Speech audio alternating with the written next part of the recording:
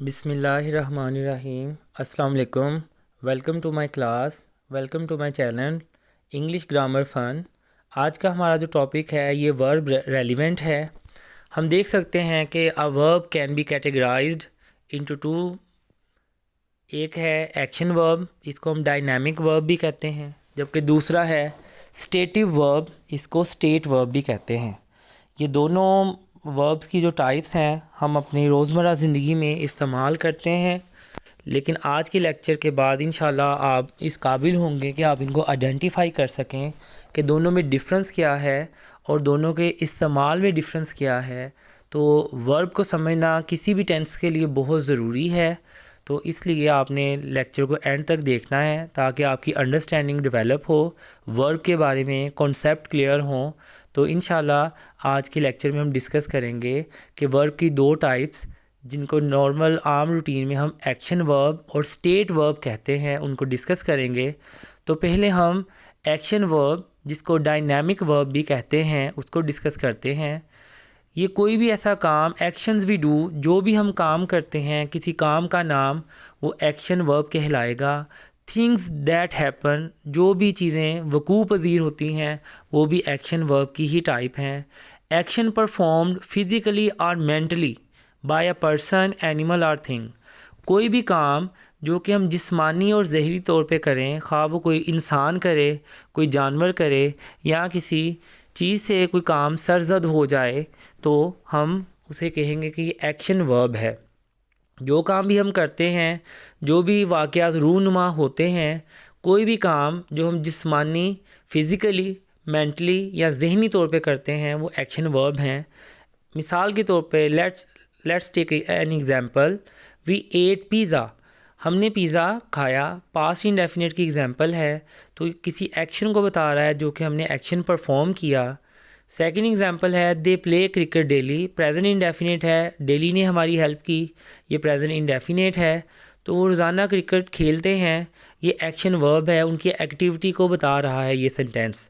Third है you learn your math lesson, आपने अपने मैथ का लेसन याद किया, सबक याद किया, ये भी पास्ट इंडेफिनिट का सेंटेंस है, ये एक्शन को बता रहा है। तो एक्शन वर्ब, कोई भी काम जो हम करते हैं, जो भी वाक़यात रूनुमा होते हैं, उनको एक्शन वर्ब या डायनामिक वर्ब भी कहते हैं। एक और इम्पोर्टेंट पॉइंट एक्शन वर्ब के बारे में ये है, action verb can be used in continuous tenses, जैसे आईएनजी वाली फॉर्म है, ये कोई ऑन गोइंग एक्शन जो है उसमें हम यूज़ कर सकते हैं।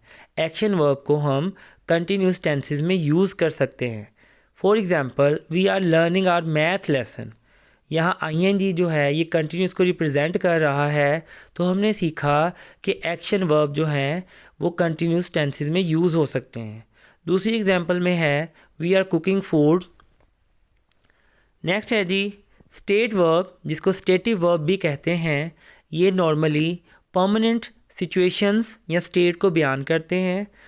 Not changing or likely to change, ये चीज़ों को बताते हैं the way they are, their appearance, वो कैसे दिखती हैं, कैसे दिखाई देती हैं।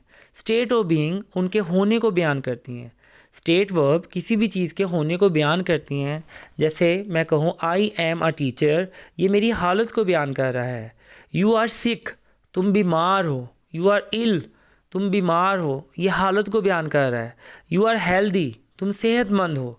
तो स्टेट वर्ब किसी भी चीज़ की हालत को, उसकी अपीयरेंस को बयान करती है। You are beautiful.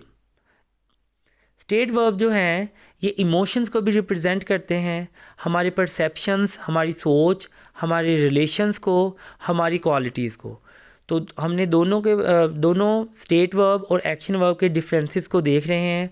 आपने इनको याद रखना है और इन्हें इस्तेमाल में लाना है ताकि अप्रोप्रिएट वे में, सूटेबल वे में आप इन दोनों का इस्तेमाल देखें और आप आइडेंटिफाई कर सकें कि ये स्टेट वर्ब है या एक्शन वर्ब है।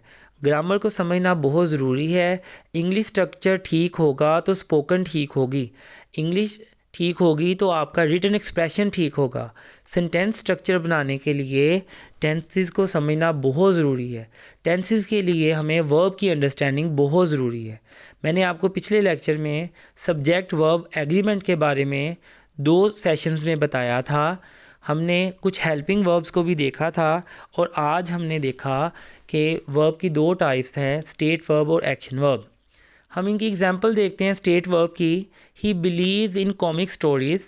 कॉमिक स्टोरीज़ जो कि नॉर्मली रियल नहीं होती, वो उस पर यकीन करता है, ये उसके परसेप्शन को बताता है।